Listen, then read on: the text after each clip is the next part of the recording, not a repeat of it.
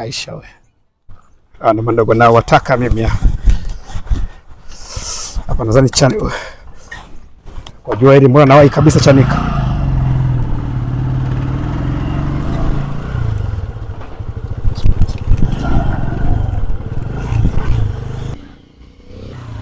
Nakwaje? Fresh kaka. Sana.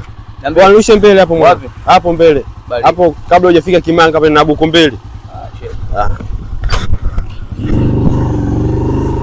Ngoja hapa.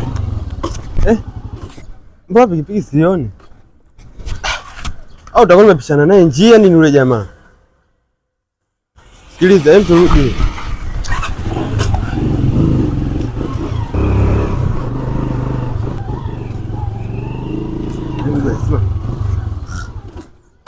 Sasa pikipiki yangu iko wapi? Pikipiki yangu iko wapi? Sikiliza brother. Kuna jamaa amekuja mtoka kijiweni. Umeona pale tulipoenda.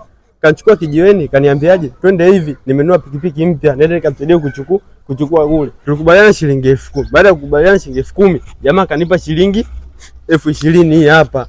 Ndio kwanza langu. Mbeki tu bro. Unaona mpaje mtu pikipiki sio muelewa. Sikia ngombe kitu. Umeona hii nyumba? Hii nyumba mimi naifahamu bibi mmoja kwa zake Tanga. Yaani ameenda kula sikukuu mpaka sasa hajarudi. Ushapigwa bro, afu unatakiwa makini ili funzo kwamba muda mwingine unatakiwa ujifunze. Kwa hiyo umesikia? Yeye akaongezea milioni 100 kanunua pikipiki mpya. Kwa hiyo lazima kusaidia hapo. Wa blaza. Ngoma keke.